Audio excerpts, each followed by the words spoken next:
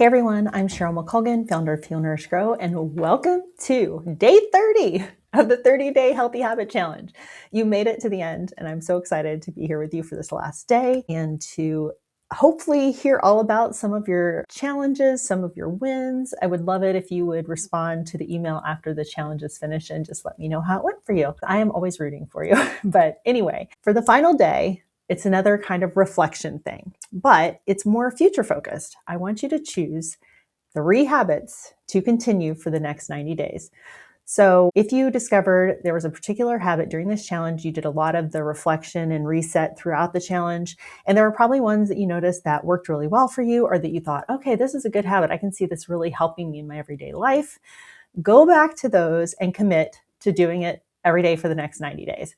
So ideally, I'd love for you to keep moving for 10 minutes every single day. Maybe it turns into 15, maybe it turns into 20, maybe it turns into going to the gym. These are the way that habits build. We keep doing these small little wins over time, and that's how you create really big change. So choose those 3 habits for the next 90 days and set tiny minimums for each one. So you want it to be really specific with yourself, what it is that you're intending to do for those 3 habits. So again, if I mentioned movement is the one that you want to continue, you could keep it at 10 minutes, or you could say for the next 90 days, I'm going to do, for the first 30 days, I'm going to do 10 minutes a day. For the second 30 days, I'm going to do 15 minutes a day. And for the third 30 days, I'm going to do 20 minutes a day.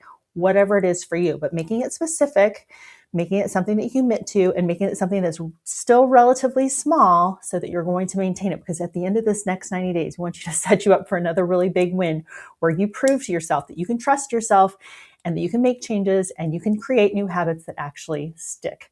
So again, create the minimum, but let's do 3. Over the next 30 days, hopefully some of these habits have turned into a lifestyle. The focus involved with doing little challenges like this just builds like confidence in yourself, and it beats perfection. We can't all be perfect all the time.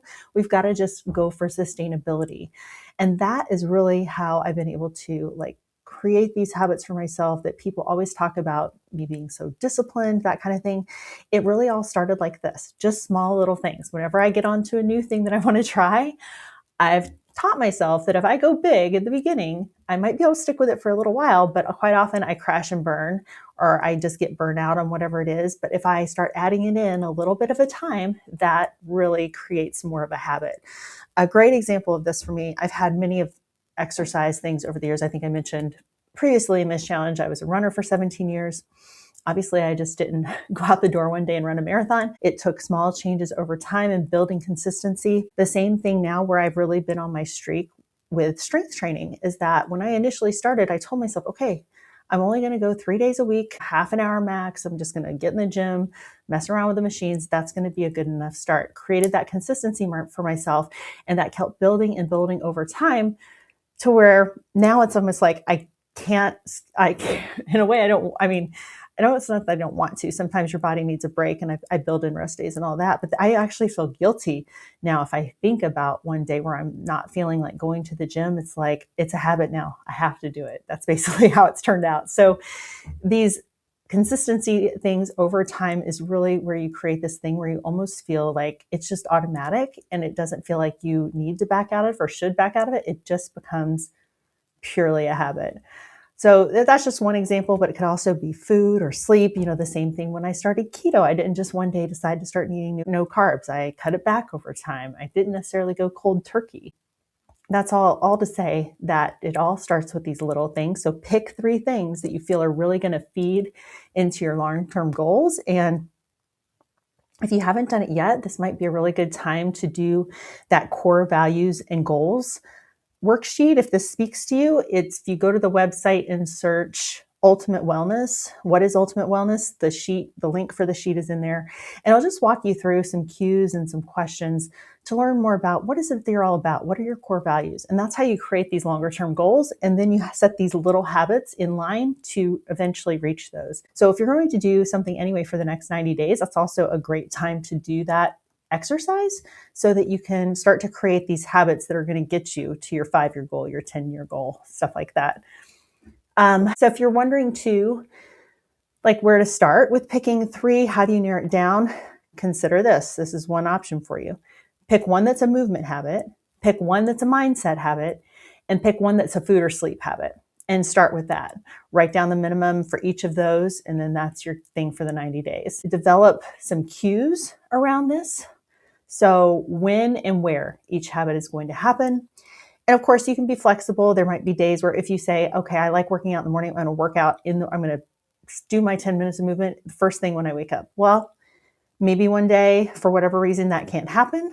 We can be flexible, of course, but mapping it out, putting it in your calendar, or having the intention to do it at a specific time every day, or stacked with another habit that makes sense, that'll just set you up for even more success. So again, it's not that we're not being flexible, but really giving yourself those cues about when and where this is supposed to happen. That way, when you see the cue or go to the spot where it's supposed to happen, it will remind you that strengthen that habit over time, that's where it's supposed to be.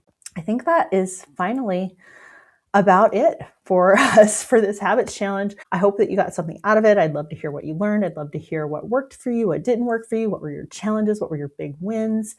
As always, if you're finding this later and you're like, oh my God, the challenge is over. It's not. You can start it at any time. I've designed this so that you sign up for the email, and it'll send you the series day by day whenever you get started. So whenever you find this, it's available to you. It's healnourishgrow.com/habits.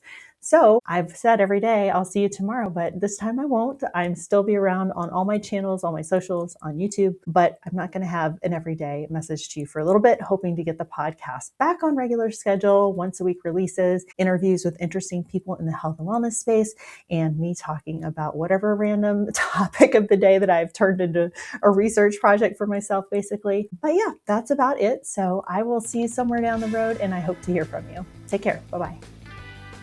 This has been the Heal, Nourish, Grow podcast.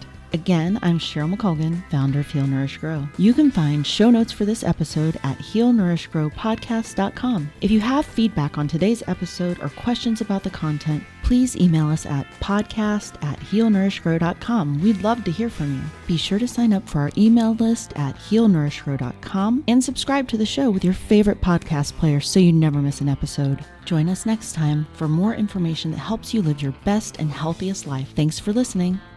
Content on the Heal, Nourish, Grow podcast does not constitute medical advice. Content contained in the Heal, Nourish, Grow podcast is not intended as medical diagnosis or treatment. Neither the company nor its owner, Heal, Nourish, Grow, LLC, nor any of the company's employees, agents, or guest speakers provide medical advice. The content provided on Heal, Nourish, Grow podcast is for educational and entertainment purposes only. Please consult your medical provider with any questions about what health practices are right for you.